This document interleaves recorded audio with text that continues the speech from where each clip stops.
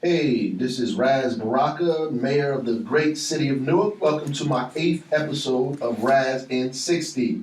We have an exciting show for you today in celebration of March and Women's History Month.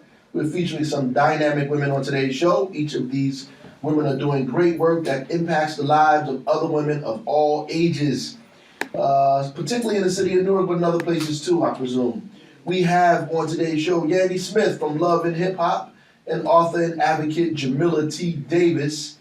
We also have Ms. Keisha Yuri, who is the program director at the Shani Baraka Women's Resource Center. Keisha Yuri goes way back, does many things in this community. Newark Anti-Violence Coalition, Westboro Violence Reduction Committee, a whole bunch of things she's doing. So it's going to be a great show for you. But before we do that, we want to talk about some things that have been going on around here. Yes, as always. So, Mayor, I know you posted recently on your Instagram, we deserve reparations.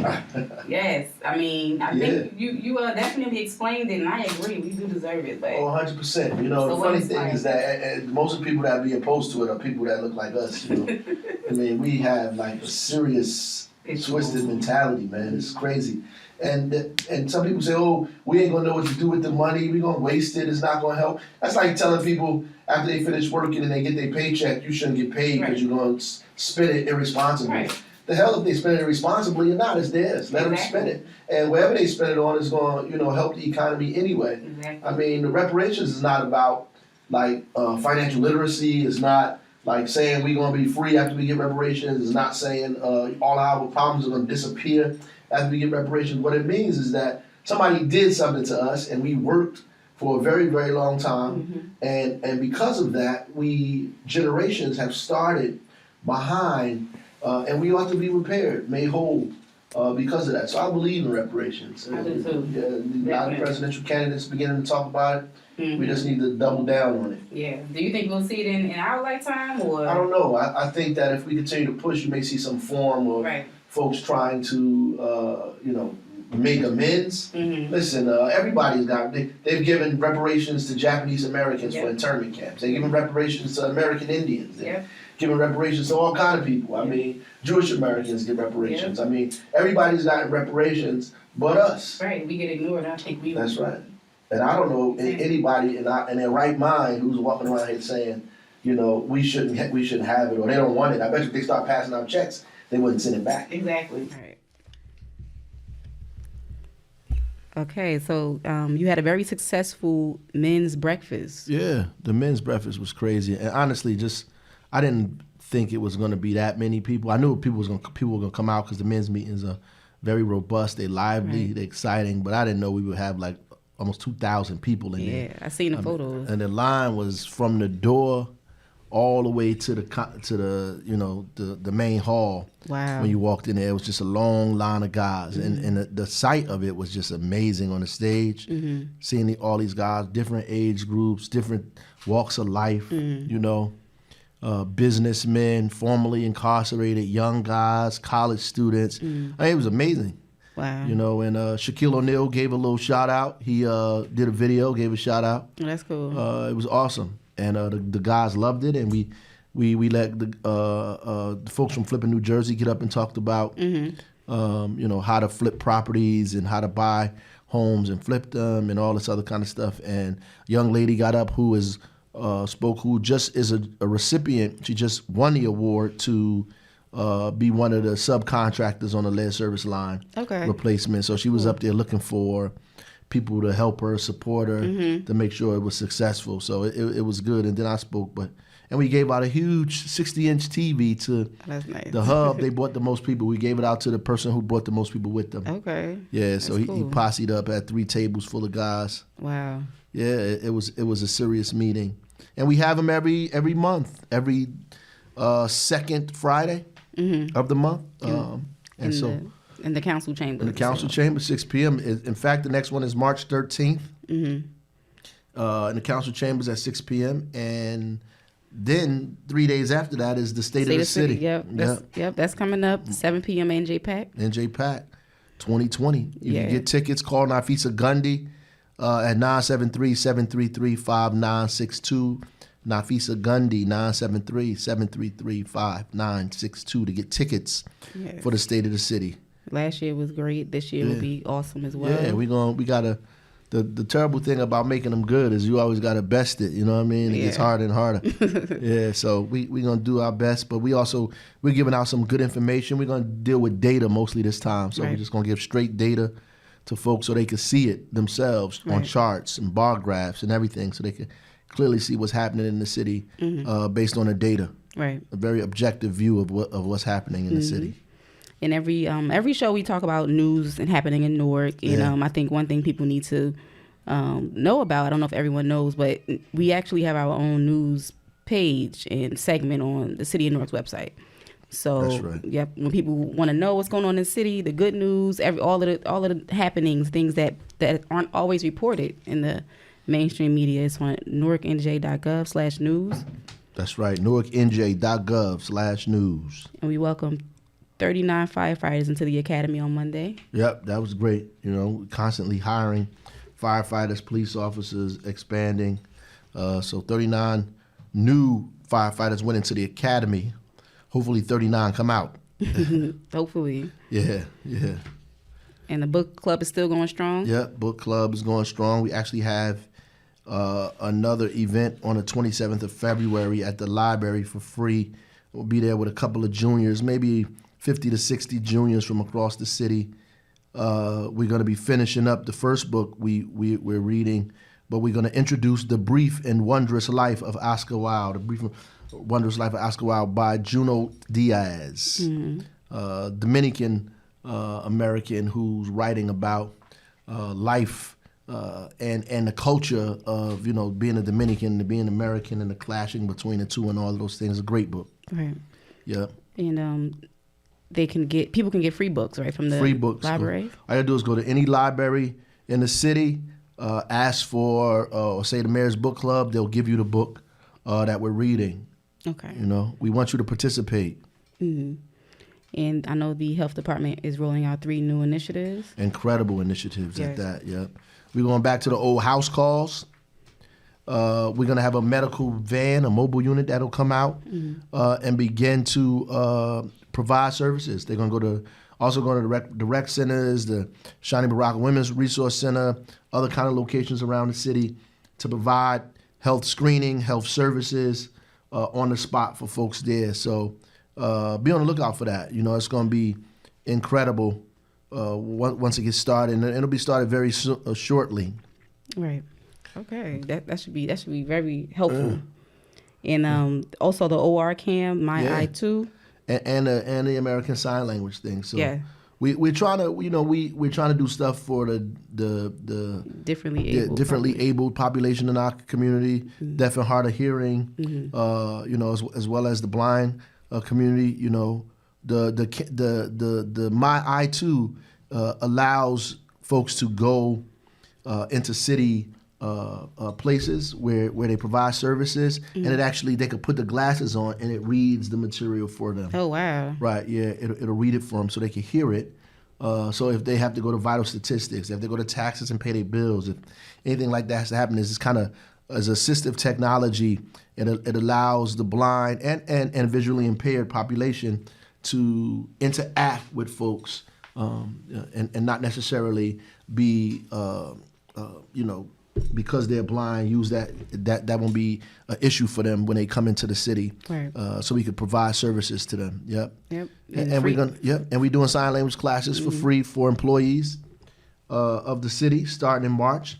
We want all the employees of the city to be able to sign, particularly if you you dealing with folks coming in off the street, right? Again, whether you're in vital statistics, the tax office, the water department, many of these offices with the secretaries of the law department, uniform code compliance office, all of these places, we want people to know sign language enough to communicate with people as they come in. So we're providing sign language classes for all city employees. Of course, we can't make them take them, but it's free, and we certainly going to strongly encourage that all of our employees take the sign language class. Okay. That'll be helpful. Definitely helpful for people coming to Newark. who need, assistance in that way. Yeah. And we have an update on water, which is always updated on the website. But right now we have over 7,000, right, service lines replaced. Yeah, 7,500, in fact, lead service lines have been replaced to date, which is incredible. Yeah. The weather has been very helpful in helping us continue to push forward. And knock on wood, we haven't had any crazy snowstorms. So it's been good. Those guys have been working through the little bit of weather that we've had, but generally, we've had decent enough weather for them to get out there and continue working. So we at 7,500. By the time the state of the city come, we'll be over 8,000 lines replaced. Yep.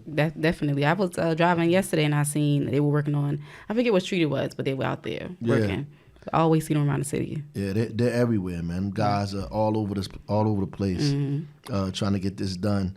And we are funneling Newark residents to be employed. We have minority subcontractors. We're trying to figure out how to get more involved, and it's helping us figure out other issues that the city and cities like Newark have, and trying to make sure we get minority or black and brown folks involved in these kind of contracting things, just the back office paperwork that needs to be done, all the requirements that exist, the bonding, all the stuff that we're taking people through in order to get them ready.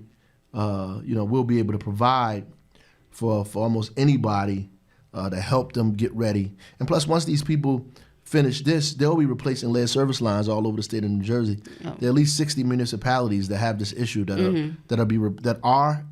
going to be replacing their lead service lines. Wow. So this is a great training, a great trade for someone. Absolutely. To take up.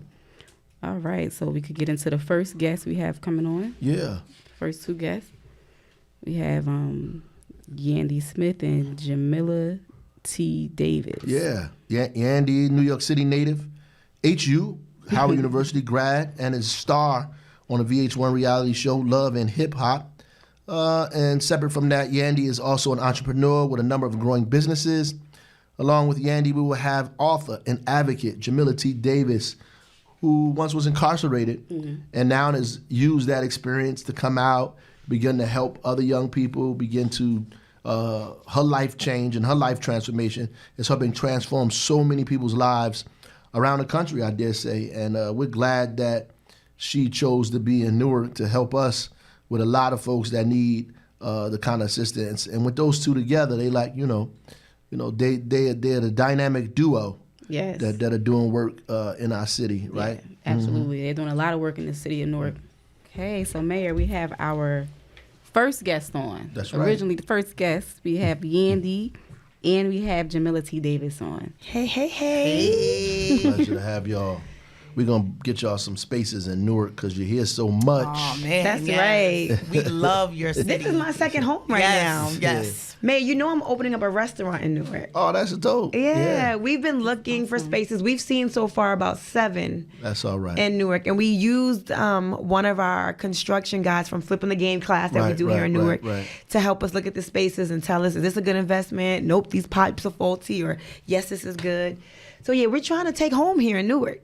Good. We invite you to be a part of this family in this town. Thank you. You've been doing a lot of stuff at first at Westside. Yes. And then the Flipping the Game thing that you just talked about, Yes. the stuff at the Shawnee Baraka Center, Yes, which is yes. crazy. I think the people in Newark really started paying attention when you did the Love and Hip Hop thing at City Hall. Yeah. And they what is they mayor doing on Love and Hip? What is going on? But so many people reached out so excited and That's right. there was so many amazing comments about you and so many amazing things that people had to say about him alone. I never hear anybody talk about a mayor. Right. But the people in Newark has so much love and so much stuff to say, which was really refreshing to hear, Yeah. You didn't speak to the general haters. No, I didn't speak to them. I think They knew to stay off the page. I think it's that bison in you. That's what I think. Bison. Somebody actually came to the council meeting and was like, the mayor was on Love and Hip Hop, said he gonna give 60 acres of land to Yandy. No, I swear to God. No way. Yeah, that's one of Keisha Yuri friends. What? Yeah, Listen, I'm still waiting for my 40 acres and a mule, but it ain't coming from you. I dig it. Okay. But the real crazy thing is, like, even if you was getting land like that in the city, why would people hate on a young African American woman who's trying to come up and do what she needs to do in a city like Newark? People should be embracing it. They're not complaining about these other guys running around here getting property. You don't even know what kind of how much property people got. They've been getting property for years. Yeah, For that's years. a fact. Years. I mean, so it And is. she's It is just what it is. such a real person. So for me, you know, I just came home from federal prison 2.5 years ago. Sentenced to 12.5 years, did 9 down, and Yandy found me on Instagram. I did. So this is the power of social media, right? Saw the movement, saw what we was doing, and then reached out, like from the halfway house. All right, sister, what you need? What can I do for you? How could I help you? How That's could huge. I lend my platform to you to make you greater and your sisters? Because there was a group of us that came home that she empowered. So it's like you don't get to see that love. So people need to understand, like, when they see the work and the workings and how it goes, like, this sister is really using her platform and her life for the better good. So, sis, I'm grateful. I'm grateful. You don't even understand. People didn't know that I really needed you. I saw from there. big. I'm telling you. Even from there, I was reading articles and I was reading some of the things you were writing via whomever was on your Instagram page, and I was like, yo, every single thing she's talking about, I really want to focus more attention on that. And we kind of gave her a charge, and we were like, here's EGL PUD. That's our non-for-profit. And at the time, it was EGL Partners Uplifting Our Daughters. Since then, it's changed to Partners Uplifting Our Daughters and Sons. Yes. And Jamila, literally every single day of the week, she's in a high school. She's at one of our domestic violence shelters. She's at a halfway every day. Like, there's not a time that I'll call her and say, what you do today? That she's not like, well, I was with this chancellor, I was with this superintendent, I was with this mayor. 100%. We're going to run this program at this school. We're going to do this and that. So really, when it's talking about, you know, paying your debt to society, yes, you did your time. But now it's like she has a lifetime mission to pay her debt back by changing the lives of young people. And not just young people anymore, because now we do adults. You started working with parents. And it's amazing, as busy as we all are and as much responsibilities as we have, she's really dedicated her life to this work of purpose. And it's amazing. I'm so inspired by the stuff that you do. I wish sometimes I could be like, I ain't doing Love and Hip Hop no more. I ain't running this skincare business. Nah. We need you to do that. Right. So this is a true partnership. Do that. Get the viewership up and then shine a light. And that's all I ask. So she shines the light. I do my part. And then we got a partner, Toya, who is amazing. Yeah. She's like, she's the logistics. She keeps everything moving. So I gotta ask you a question. What y'all doing in Newark, man? What are we not doing to do it, Exactly. right? You know what? It first started with Westside High.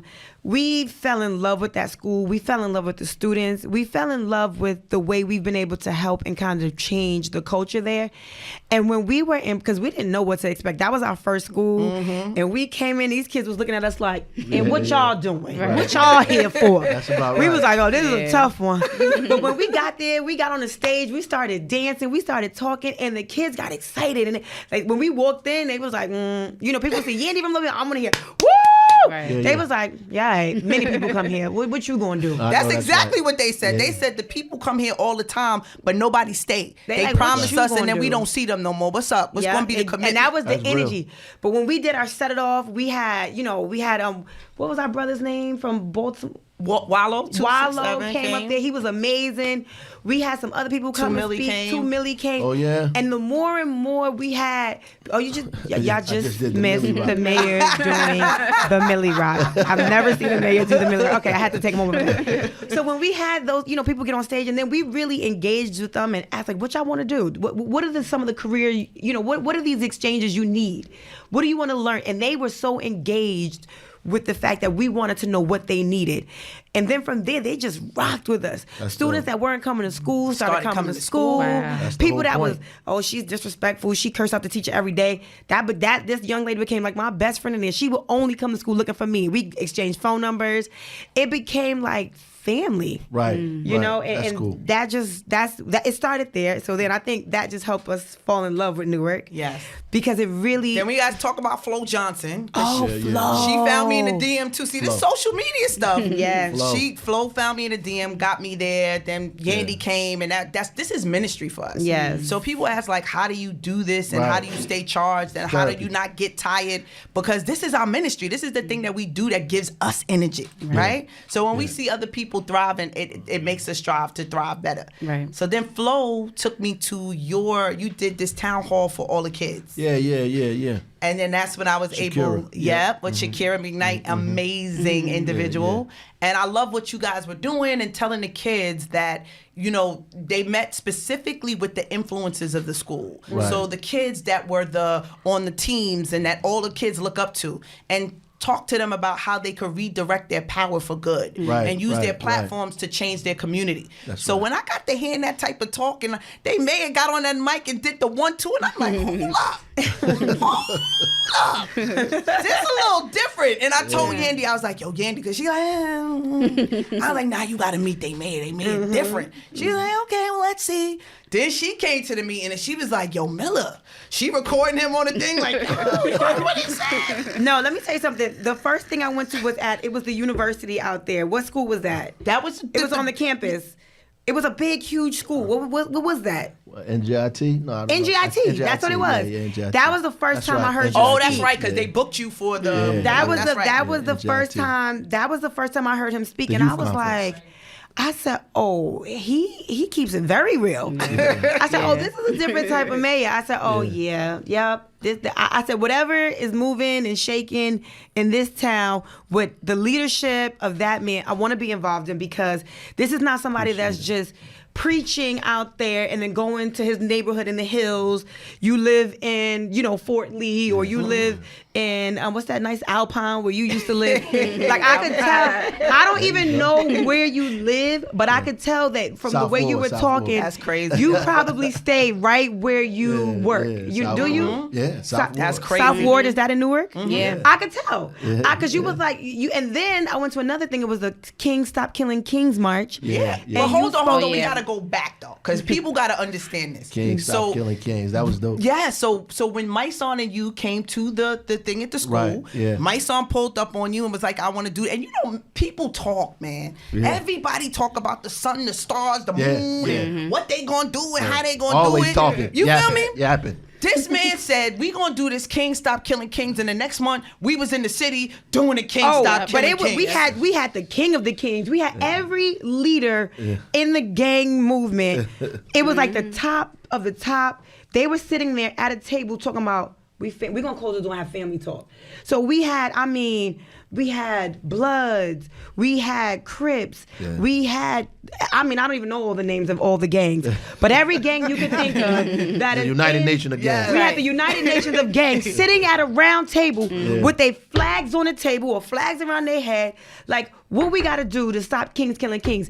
And I remember you got up there and you spoke. Y'all so busy talking about colors. Y'all saying, oh, this is red, this is blue. Y'all need to be talking about what color you going to paint the building you own. I know that's That's right. right. I don't care if the building She remembered that I don't day. care if the building is purple you own. Go ahead and claim your color, That's but right. let it be on the building you own. That's Let right. it be on the block you're not working, the block that you purchased. And I said, That's right. oh. I said, I am officially an intern for this man because I need to learn all of this That's good 100% stuff. right. Then it You went from remember that, there. right? Yeah. Then it went from there to me speaking to him like, okay, we did a rally. That's dope, because I believe in a good rally. But now, what's the next steps? Right. And you know what he said to me? You tell me what the next steps are. And then he was like, all right, you know what? I got one better for you. I'm going to hook you up with someone and you get with her and y'all make it happen. And that person was Keisha Yuri. And that's probably one of the greatest gifts I could have ever got. A woman that matches our energy, a woman that really wants to see change in her community desperately True. and by any means necessary going to make it happen. So we got with her. And then everything just went from there. So the Flipping the Game program, you want to tell them about that? That'd be the trade-off. Tell them about Flipping the Game. Yeah, that's Flipping the Game has been amazing. I was privileged to go to a couple classes, and there it's a lot of the older people in the community. But when I say older, I still mean young. So I think the ages range from like probably 18 to about 40 years old. And these are brothers and sisters that might have thought that this was their last shot. Or they might have thought they had no more shots. Right. You know, some of them formerly incarcerated. Some of them have been unemployed for some time. Some of them just got their GED. Some of them are working on getting a GED.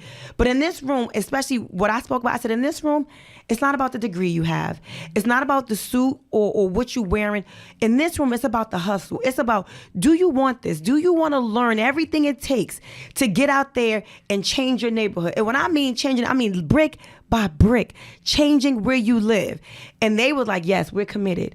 And these brothers, these sisters, they were excited about learning about welding, learning about carpentry. I wish I would have been, I told you, I'm like, dang, I wish I wasn't shooting, or I wish I didn't have to travel. She be mad. She see my Instagram and be like, I wanted to learn. Yo, I sat in the classes and I'm like, yo, I wish I was here for all the classes. This stuff is some good stuff, especially now that I'm we had getting into investors. real So estate. some of the stuff that you missed out on, like we have friends that are like master investors that own real pieces of, real estate. Come in and do classes with them. Wow. So they had motivational speakers come and just so that people can see that people that look just like you went through the same thing that you went through. They are able to overcome, so you can too. And he was talking about getting a property to teach those kids how to do the stuff for real. Yes. So it was that was the real kind of connection there. People didn't hear that or see that connection because we got little sound bites, but they don't see the real thing that's happening. I think that's important. They need to hear it. Yeah, she didn't come. Yandy didn't come to me saying she want to own all of this stuff. No, so the whole context was wrong, right? Correct. You want to get this property so that you could teach people in the city how to build and learn these trades and how to also own. But it was for them to own, not me. 100%, for them to own. But they didn't get that, so we got all of the. But there's a lot of editing and chopping and shit. But I thought that the editing, I was impressed with Love and Hip Hop. It made City Hall look dope though. See, I was like, look at City Hall. No, but this is the first time that they're shedding light on like issues. So they followed us to Mississippi. Well, you was able to go to Mississippi. You were there in spirit. Yeah, you were there in spirit. You was rooting us on and cheering us on. But so much of these shows are about the crazy and the drama, and that is a part of who we are sometimes. We're multidimensional people, and we deal with those things. A lot of times we deal with them in private. We all got a crazy cousin, or we all had a crazy relationship. We all screamed and yelled a couple times and did things we weren't proud of. But I wanted to say, I said, there are multi-levels to who I am. Please do me the service of showing some of these other things that I'm involved in, because I need my people to understand that there's opportunity for them here too. 100%. So I said, I don't care what you get. I'll give you, if you want me not to sure. Because I really love everybody in real life. But I'm like, if you want me to just act like I have a problem, because sometimes I got a little bit of problems with people, I'll do that. But give me what I need. And I need people to see the real work that's going to change lives, because that's also happening. That's right. And allow this to be a platform to show people that there's a chance out there for you. Yes. There's an opportunity out there for you. Reach out. I might not get to all the DMs. That's why I always tell people to call Jamila. I give out your number all the time. Or I say DM Jamila, because we want to provide these opportunities for the young people. We want to provide these opportunities for, adults that want a second chance or that need a chance, period. Right. And I'm so grateful that they allowed me, because this is still a show and people care about ratings, and unfortunately the way this world is set up, they don't care about seeing positive things on TV. There's a million positive shows that are on OWN and all these, and guess what happened? They're there for one season. We are here for 10 years. It is the largest viewed show for African Americans. That speaks volumes. Years. And the viewership. Is that right? No, the largest viewed show? And the largest. It's I believe millions. Every week, over 4 million people tune into this. Holy smoke. And people always say, what it's doing to the black community. what is the Okay, well, you can turn the TV off, or you can be a part of the change and be a part of helping these people that now have a job, they got an income, but now be a part of their change. Be a part of giving them something to do outside of just this show, because it's so easy to point fingers and say, she did that, she did this. But what are you doing to help these people get other jobs outside of this show that you claim is making them look crazy? What are you doing for the community? Because these people, they got babies they raising. That's real. Yeah, I want to point I didn't fingers. even look at it that way. They have children that they're raising. Y'all, she's crazy. I can't believe she did that. Oh, she's in this crazy threesome. Her children are seeing that too. Her teenage daughter is watching this go on. So as you point fingers and you judge, what are you doing to make a difference in her life? 100%. And that is where I'm like, it is important to not just point fingers, but be a part of the change. So I said, if I'm going to be in this space on this show, and yes, sometimes there's some crazy stuff, but I also want to be part of the change in the lives of these people as well. So what's going on at the Shawnee Baraka Center, y'all? Y'all at my your legacy. So you guys know Tamika Mallory really quickly? Yeah. This is Tamika Mallory chiming in. You're on the phone at a podcast that I'm on with the mayor, Jamila, my other sister that gave us this amazing space. Say hello, Tamika. Hi, how's everyone doing? Hi, Jamila. I love you so much. I love you too. You don't love the mayor, Tamika? Okay, who, Baraka? Yes. Oh gosh, she could. Okay. Yeah. Baraka, that's my man. Yeah. I am calling for something very specific. My son, this is this part. You're on air, darling. We on the radio. Very specific. You're on the radio. Is this a radio ask? But I have to tell everybody on the radio Okay. something very specific. Oh, I wanted Okay, to go make ahead, sure go because she ahead. called me 4 times. I said, this must be life or death. She keep calling. That's why I wanted to answer while I was on the radio. Okay, go ahead. Well, I'm calling because in New York City, they've quarantined 83 people. Oh my God. For potential coronavirus, and that is very concerning to me. And I would love to know from the mayor what is our plan for dealing with the coronavirus. Yeah. It is now spreading, and we don't know how many people are confirmed to have it, but at least 83 people have been quarantined in New York and Long Island. Right. So we actually had a meeting today at 12 o'clock, wow. with our folks about, because the CDC is now sending out information saying that we have to prepare ourselves because they anticipate that it may begin to spread here in the United States. So we're preparing ourselves. We've been in Newark preparing ourselves because Newark Airport receives all the goods, the passengers. Yeah. Yeah. And the goods. So we have been, already working with the state and the CDC and Homeland Security and all these folks, to make sure that they quarantine people for 14 days. So even if you're in contact with people that have it, they either self quarantine or they quarantine you. If you're sick, they'll quarantine you for 14 days. Just because you quarantine don't necessarily mean that you have the virus. Okay. Some people are more susceptible or may have it because they've been in contact or been places where it is, and so they make sure that you do self quarantine. They quarantine you for 14 days because that's the incubation period. If you're not sick in 14 days, then they let you go. Okay. They let you go. Yep. Because that's the quarantine period for the incubation of the coronavirus. Right. There's no cure. Are there any symptoms that we should look out for? Well, it's like the flu. So and a lot of people getting the flu lately. This is like flu season. Yeah, it is. Yeah. It's like the flu. I mean, you start getting the like, temperature and the high temperature. Usually things that come with the flu, the vomiting, the same thing, sneezing, runny nose, all those kind of things. And it could live outside of the body for 9 hours. So on a surface that somebody has touched or sneezed on or did whatever, so 9 hours. So I mean, basically, at the end of the day, I mean, you just have to pay attention to what's going on, be vigilant. And when you travel, you need to take you some Lysol wipes, and you need to wipe down the seat, the food, the tray, all that thing, the seat belt, and keep your hands washed. Wash your hands. No, that all was of the good time. information. You just gave us a whole. Who knew? I didn't know what Tamika was getting ready to say. But just so y'all know, so this is good. This is how our lives work. Right? Yeah, I see. So it's the 3 sisters. And like, for real, we really sisters in real life. Like, really the 4. Yeah, so she was really calling. She didn't know I was on the radio, so she was really calling me probably to be like, yo, make sure your children wash your hands. Make sure you're not coughing or receiving anyone coughing or sneezing around you, because she probably really is concerned.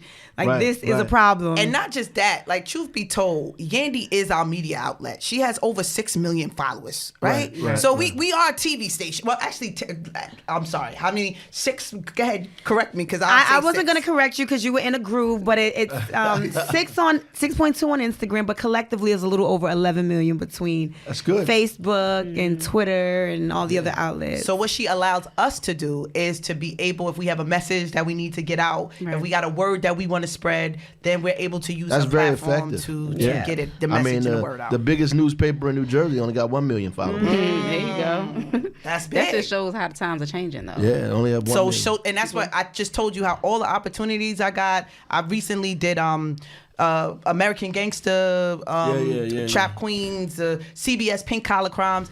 Every person and producer reached out to me via Instagram in the DM. So it just shows you the power of social media, which people underestimate. Oh, you don't need no followers. You don't know. Well, baby, you're going to be extinct in a minute, because this is how the world is working. That's right. That's how the world is But working. going back to the Shani Baraka Center, because we making magic at the Shani Baraka Center. I know. Shout out to Keisha Yuri in the building. Yes. I get so warm when I think about that place. I just feel like, oh.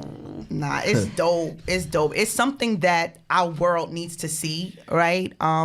Domestic violence is, especially in the African American community, it's a lot of times like mental health. People don't want to deal with that. People don't want to talk about it. People are told just it's going to be all right, let it go. And because of police brutality and different things like that, we don't really like to go to the police necessarily to handle all of our situations. So what I loved about when I spoke to Keisha and she was giving me her vision and for the center, using alternative means to combat the issues of domestic violence. Everybody's not ready to step up to the cops, but then the women need the strength to let go. Right? Yeah. So I've been able to be a part of this program that we do on Monday nights called Rise Up, and it's like a sister circle, And what people don't know about me, because I'm kind of private, but then I'm open, is I've been a victim of domestic violence and probably some recent verbal domestic violence, And so sometimes as a woman, when you've been through so many hardships of life, you don't value yourself as much as maybe even other people see you. So you allow things to happen. So in that sisterhood circle, I even been able to develop some of my strength. Like we're able to confide and talk to each other and love on one another.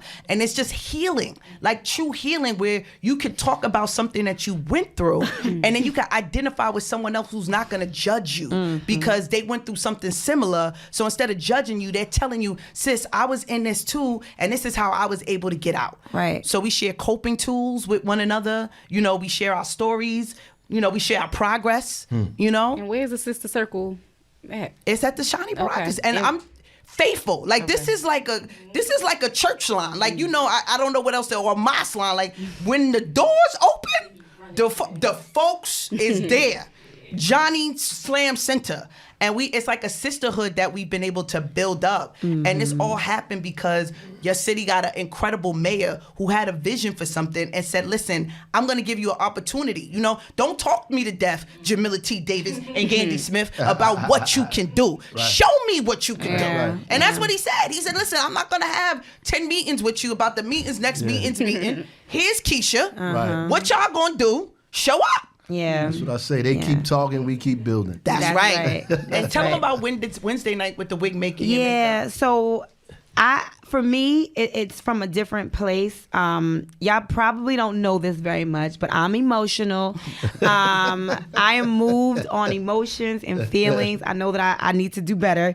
But walking in there, the amount of emotion that filled me up, not just seeing the women, because that's a whole nother story, which I'll say, but when I walked around and toured the building and I saw all the wraparound services that, a lot of times, because I've worked with women that have been in domestic violence shelters, and that's all it is. It's a shelter for you to come and hide. But this is not just that space. Like, this is a place where there is mental health coaching, there's job training, there is there was like so many different things. Yep. Everything, grief counseling, healing, a doctor, a lawyer, Yoga you name it, it was there. So you don't just get dropped off like, oh, you need a place to hide because he's abusing you, and they go. No, every single thing you want to sue him, we got somebody for that. Oh, you think you want to kill him? That ain't right. We got somebody for that. Oh, your babies is going through. You need help getting a job. Housing, yep. We got somebody for. You need to live somewhere. We got somebody for that. And I was just like, yo, this is a full amazing service center where you can really be healed. Yeah. And I think where we came in, we hired, one of the girls that I love so much, her name is Maggie Carey. She was on the show with me. She was a victim of violence and she was shot.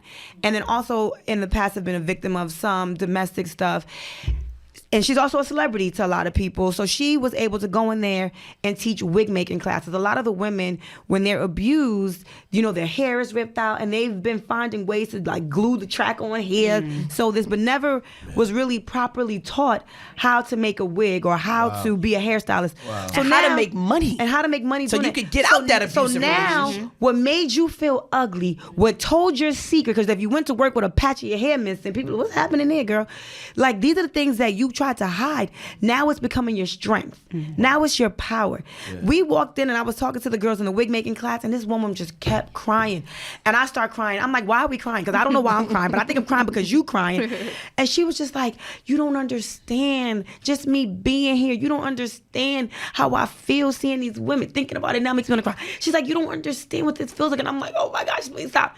Because it's like seeing the lives of these women change just from being around other women meant so much. So then we went to the makeup class. Are you crying now? I'm not crying. You gotta be careful with her. I know. So we went to the makeup class, right? We go to the makeup class. Tell them what the makeup class is, though, because it's not just a regular makeup class. Is so the people that book the makeup artists from my show, Technique Agency, they shout book. Out to Yanis Joshua. Shout out to Yanis. Shout out to Takoa. Yes. So they book for Housewives of Atlanta, Love and Hip Hop, Black Ink, all of the, like a lot of the reality shows that you see, and then even a lot of the artists that are performers, they book the makeup and hair for them. So they're the plug.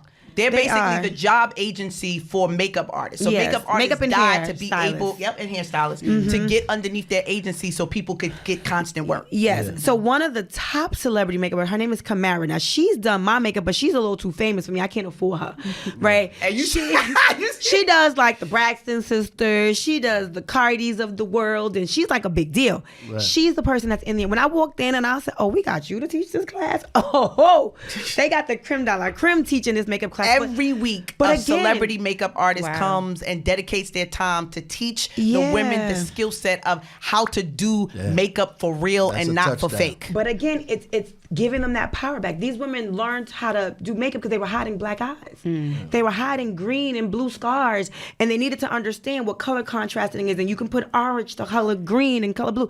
But now they're doing it because now it'll be for makeup for a TV show or makeup for the next movie, or you know what I'm saying? And that is getting your confidence back. That is getting your strength back. That is using a horrible situation to be empowered. Right. And I think that was something that, again, even when we walked in that room, there was another girl crying. I'm like, y'all gonna stop this? And I just went around and I just gave them all hugs. And I was like, y'all don't even understand how much strength y'all give me, because I've never, thank God, been a victim of domestic violence.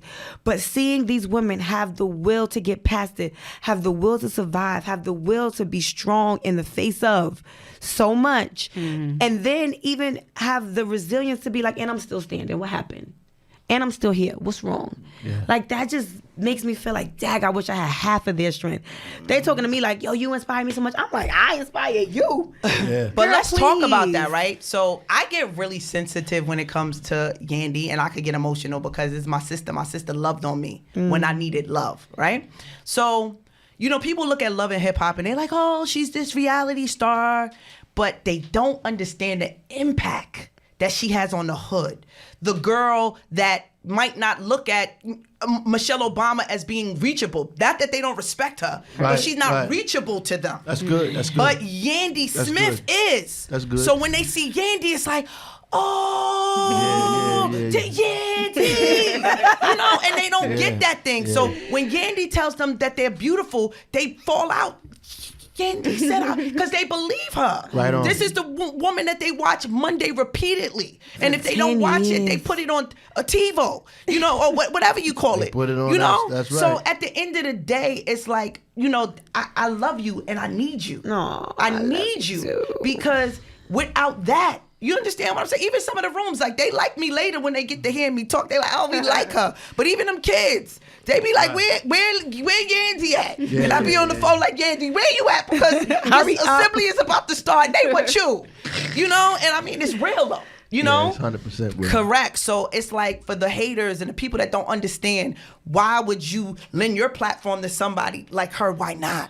Yeah. Why not a mother of a new movement? She's got, you know, all of the whole cast members of Love and Hip Hop want to be a part of our program. Mm-hmm. She's made activism cool. Mm-hmm. She's made giving back to the community cool. Plus, she's from Howard, so. Yep. And I went to Howard, definitely. Y'all gotta throw that Howard thing in there. Already won from there. Yeah, man. That was enough. So I'm happy and I'm just grateful. I'm grateful for, first of all, for being on this platform with you and for you giving us an opportunity. And just, I'm a convicted felon. I did 9 years in the people feds. The people told me I was washed up, I was finished, and I couldn't do it. And you did something for me that you don't know, but I'm going to talk about it on air. When I was at the King Stop Killing Kings rally, right? A lot of people see me and they be like, oh, she's so super confident. But really, you know, you battle your own demons, right? Yeah. I was letting everybody talk on the stage and, you know, okay, I'm just, you know, sometimes I hold the bag, sometimes I take the pictures because it's cool. For me, as long as the work gets done, that's all I care about. And you stopped me. You was like, hey, why you not talking today? I was like, you don't need to talk. He was like, no, you. They need to hear your story and your message. Right. And he opened that and extended it to me. And what that did for me. So when we look at you, like, I don't even really have role models. I'm just gonna be honest with you. I don't really care about celebrities and stuff like that. We see them, we grew up with them, it's nothing. But to me, you're my role model. No, I'm gonna tell you, you're my role model. I hear your story, how you was the principal, and you went from the principal to the councilman, and now you're using your position and your seat at the table to allow access and businesses for our people. Right. So for Jamila T. Davis, you know, I only got a couple. Yandy Smith, you know, Tamika Mallory, and definitely a Mayor Ras Baraka is my role model. So when you told me to do it and you said I got it, that inspired me to go. So it's now my job to give that inspiration to other people who look up to me. For me to tell them, hey sister, hey brother, you got this thing, and inspire them to be their best too. So we run out of time, but I would love to talk to y'all for like another 2 more hours. This was dope. Crazy. Podcast, right? Thank y'all for coming on. Yeah, we appreciate y'all for being here in the city. Dad, we got so much more to talk Newark. about. I know. It took y'all 60 minutes for that one. We're going to have a part 2, that's for sure. Nah, that was dope. Thank you so much for having us. Yeah, without question. Absolutely. We love y'all. We're glad that you're in the city of Newark. Despite what the haters say, Newark is a better place because y'all landed here in our city. God bless y'all. Keep doing it. And we ain't even talking about what you spread into other cities. But that next time, part 2. Part 2. Part 2. All right, Ras In 60, y'all tune in next time. So we have on Lakeisha Yuri, our second guest on the show. Yeah. Yes. So Lakeisha, you've done a lot of work with the city, right, with the Newark Anti-Violence Coalition, and you are the program director of the Shani Baraka Center, right? Yes. Yeah. So for the city under the health department, we're creating, we have an Office of Violence Prevention. And so while the mayor was out and NAVC was out, one of our demands was violence as a public health issue. And so if we're going to do violence as a public health issue, then it should be housed in the health department. And we need to be looking at violence from a mental health place, also physical health versus public safety. And so as a result, we have a Westward Victims Outreach where we work with men who've been victims of violence and crime. And now we put Shani Baraka Center under that umbrella to work with women who've been victims of domestic violence, sexual assault. So we now have domestic violence, sexual assault, and community violence under one umbrella, violence as a public health issue. Okay. That's all right. Tell us what's your role over there at the Shani Baraka Women's Resource Center? So I'm the program manager. So I manage the programs and the staff there. And since I've been there, we've been improving programming, we've been improving customer service, and getting the word out about the services that the Shani Baraka Center offer. Most people think that it's just domestic violence victims, but that's not the case. We're a resource center, drop-in, walk-in, that people can come in and get anything from transportation tickets, if that's what they need to get to their appointments. We have a job developer, HIV services, so we have partners there who utilize the space to serve people based on whatever their missions are. We have a special victims unit of the police department that's there, and we have 2 social workers that's from the special victims unit to follow up on all the cases regarding special victims, homeless services, domestic violence specialists. We have a grief support specialist. We also have a sexual assault advocate, substance abuse counselor, and mental health counselors. And you said people could just walk in if they want to? People could just walk in. You don't need to have an appointment. The services are all free. We don't bill for Medicaid or anything like that. We just began offering, starting this week, it's called Baraka House Calls, where we have the GYN services, where they come on Tuesday and Thursday with the mobile unit, and women can get examinations and screenings done for GYN, and those are also free. So they bring the mobile units from 10 to 2 every Tuesday and Thursday. That's huge. Yeah. That's very good. Yeah. So what can women expect if they walk in the building? What can they expect when they get in there? When they walk in, they can expect to see an environment that's a safe haven, right? Most people want to feel safe when they come to a place. They want to be able to trust that they're going to get something. And so the way that I've been implementing services with my staff is that we never know who's going to walk in. You don't know who people are. You don't know what's going on. And our city is a trauma-informed city, right? Most of the people have experienced trauma. And so when they come to us, most of them are at their last breaking point, where they've been from place to place to place. And so when they come, they don't want to be turned away. They don't want an attitude. They don't want to feel like they're a burden to anyone. And so the other thing that I say to them is that this is Shani Baraka Center. The Baraka family may come here. Right. Rayshawn Holmes' family may come here, and we don't know what they look like. And I would be appalled if someone walked in from the family and felt like the services and the energy was not what the spirit of the place was built for. Yeah, my mother stops there sometimes. Right. Yeah. So what do you think the importance of this is to the community, though, to the Shani Baraka Center? The importance of this center is that, again, this place was built from ground zero, right? There was nothing there before. And so now there's a resource. Now there's a place. Now there's a safe haven. Now there's a place that someone can come and get an array of services. Right. That if they come in, we get women from the shelters that when they have to leave during the day and they don't have anywhere to go, they just want to come and watch TV. We offer that they can come and just watch TV. But we have computers, so they can come and print, fax, copy, email, whatever they need to do. Those services are free. So we have computers for them to use. We have a yoga class. We have this month, we have free tax preparation happening. On Tuesdays and Wednesdays, they can come get their taxes done for free.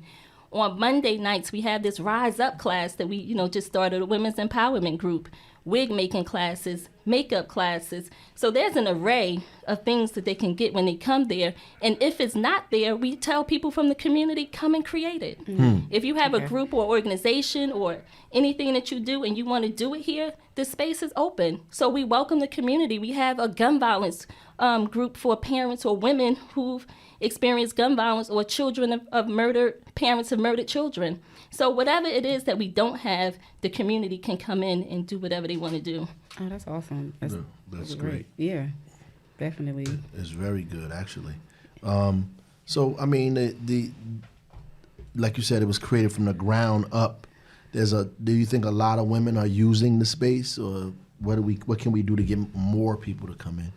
We can advertise it more. I've been on doing a lot of the Facebooking now. There is a Facebook page for Shani Baraka Center. Oh, nice. We've put the YouTube video on there to showcase what we have. And so every day I'm posting the events, what we have going on. So being more interactive on Facebook and Instagram and social media. Right. We've been text messaging to let them know this is what's going on. I have staff now making phone calls to say this is what's going on. So communicating better, because a lot of people always say they don't know what's going on and the information is not out there. So trying to find better ways to get the information out. We, on average, we're seeing about 100 people a week, and now we've doubled that number. We're seeing on average 200 people a week. Okay. And so the numbers are increasing. The word is getting out. The center is becoming almost like a rock star place that people want to, come to. We have other cities that want to model, the programming, but also the center, because there's no place like it. To be able to walk in and you get all of the services for free. Yeah, that's amazing. We have on the other side of the building, we have special victims unit of the police department. Mm-hmm. And so the other part that we're doing is we're trying to marry public safety and public health, right? Because violence is a public safety issue as well. And so the people can come and file their reports if they've been a victim of a crime for domestic violence, sexual assault, missing persons, Megan's Law, elder abuse. They can file their reports on one side, and the detectives can walk them right over to the other side to get services that they need, versus sending them to Franklin Street or up to 480 or whatever it is. And women might be a little more comfortable talking to a woman there as opposed to going to the police station. Right. And the detectives there are plain clothes. So that was intentional as well, that a lot of people have issues with law enforcement in terms of uniforms, and uniforms can be traumatizing to some people. And so if law enforcement is in plain clothes, then that humanizes them just a little bit more. And so the detectives there are plainclothes officers who work in conjunction with the social services side. Wow. That's good. Yeah, I've been over there a couple of times and seen so many different types of women over there and different programs and people who but you didn't know they was going through, the issues they were going through, and they're in there. And they tell you about it when you pull you aside, and I'm like, wow, I never knew this type of stuff. So it kind of lets you know that people are walking around dealing with these kind of things, unbeknownst to you, and it's a good opportunity for them to get the services that they need. So it's definitely a welcome addition to the community, that's for sure. And it's in the heart of the community, right? Everyone knows that Stratford is the block that no one wants to go to. Right. Johnson and, that area, Clinton Avenue. Like, oh, you buy what? Oh, no, I'm not going over there. Yeah. And so it's in the heart of the community. Right. And so I know that happened, even with the staff, and there was a shooting right outside. And after the shooting happened, I said to the staff, come on, y'all, we have to go knock on these doors and see if people are all right and how we can offer services to the people. And they looked at me like, we not going out there and over there. And so having to change that kind of mentality and mindset, even with the people who work for the center, that these are our people. This is the community that we serve. And we have to go out there. They're not going to come in here all the time. Right. And so the outreach component is important, that we need to be in the schools, in the hospitals, door to door, store to store, letting people know these services exist. But if they're not willing to come here, then we have to go out there and do the services. It doesn't have to be in the center. It's of the center. Right. And I've seen the wig making class and the makeup class that you did with Yandy and Jamila on their Instagram page. And I didn't know that was a service that you offer. So you teach women how to do these things so that they can use this skill to make money, right? To make money, but what we found is that many of them talk about their experiences. They learned how to do makeup because they was hiding bruises from being abused in domestic violence situations. Okay. They learned how to do their own hair because their hair was being pulled out from being in domestic violence situations. Wow, yeah. And so they now started to build a bond that they can have these conversations in a safe space to say, I need to learn how to do this professionally for other people, not just myself, but to make money. They get cash. It's a skill, it's a trade, and we're teaching them how to get out of these financial situations that they're stuck in domestic violence and sexual violence relationships because they don't have the money to leave. So now you have a skill. Maggie teaches them that she makes $400 or $500 each wig that she sells. So if you sell a wig for $400 or $500, that's your plane ticket out, that's your train ticket out, that's your hotel stay, or whatever it is that you need to get out. And you keep doing some hair and you keep doing makeup until you can, find your way and get out. Right. And so this is an alternative to policing, if you will, for them to be able to get out of domestic violence relationships, because many of them are not going to go to the police. Right. And so they form their own bond and their own network, and it's almost a little underground railroad to teach them how to get out safely, but giving them a skill and a trade. That's good. Also for the makeup. giving them a skill and a trade that you don't have to do your own makeup to cover your bruises anymore. You can do other people's makeup. Yeah, that's really good. That's excellent. I mean, because a lot of times they're not gonna go to the police, they're not gonna go to their family. And then one thing that this center helped me to understand is that, a lot of times we were trying to find ways to protect our sister when really the answer is to teach them how to protect themselves. That's true. Right. And if they know how to protect themselves and find a way out and find a support group and all this other kind of stuff, then they could get out of that situation without it turning into something deadly. Right. I mean, because we come after the fact. Right. You know what I mean? Yeah. And and then that turns into something else. You lose more people, and all kind of other stuff happen because it gets ugly. And so it is refreshing to see those things happening, and it is therapeutic for my family. That's for sure, to see the good things that are happening at the Shani Baraka Center. Absolutely. Any last things you want to tell us? Last things that I want to say is that the Shani Baraka Center is a safe haven for people. It is a place that many people wish that they had years ago, and people say that all the time. I wish that this place existed years ago. I would have been better off. I would have been a little bit further along. And so the fact that it exists now is amazing, and having people in place that knows the vision, that knows the mission is everything. And so a lot of times we have a great space and a great place and a great mission, but you have to have people that can execute that plan and that mission. And so the Shani Baraka Center is about to be a national, international place that people want to come to, that people want to replicate all over the place. We had a person come today from Patterson. They're doing a community center and a resource center, and they said, we just want to see this place. These was men that came and want to replicate a center. And so in essence, the mission is, and it's a trauma recovery center. Wow. Right? And that's what it is already in essence, without it having the formal name, because we are helping people who've been victims of violence and crime, but who experience trauma, and we are helping them to recover. So the Shani Baraka Center is a trauma recovery center. So I have a last question for you. So what about people who say, Keisha Yuri, you was an activist, you're on the street doing rallies, so forth and so on. What happened to you? What happened to me is that we have to evolve and grow, right? And so if someone else plan a rally, then I'll come. If someone else, but we've taught them. We was in the streets for 155 weeks in a row. That's right. Rain, sleet, snow. And so we gave people the model of what to do when you're dissatisfied with conditions. And so we're still fighting violence. We're just not in the streets blocking the traffic, but I'm still doing community violence, domestic violence, and sexual violence work, just in a different way, and saving lives in a different way, and using your education to do that. Most people don't even know I have education, right? Because they just know your activism side. But I have a master's degree. I'm a licensed clinical social worker. I'm in school for my doctorate as we speak. But you have to use those skills in a different way to be able to create opportunities for other people. Right. Bam. Right, there you go. All right. Thanks for coming on the show. We appreciate you. Keisha Yuri. Yes. Shani Baraka's Resource Center. There you go. Women's Resource Center. Office of Violence Prevention. Office of Violence Prevention. We are developing that. There you go. A whole division. Move forward. Absolutely. Yep. All right. Thank you. Appreciate it. Make sure you go first week. First Tuesday. First Tuesday of March. And the first Tuesday of April, first Tuesday of April is the next show. Is every first Tuesday. Yes. Is when the Ras In 60 show happens. Make sure you tune in and be a part of what we're doing, and use the hashtag when you tune in. Hashtag Ras In 60. And if you got something to say, any questions, any comments, you can also send those in, but hashtag Ras In 60 at the same time.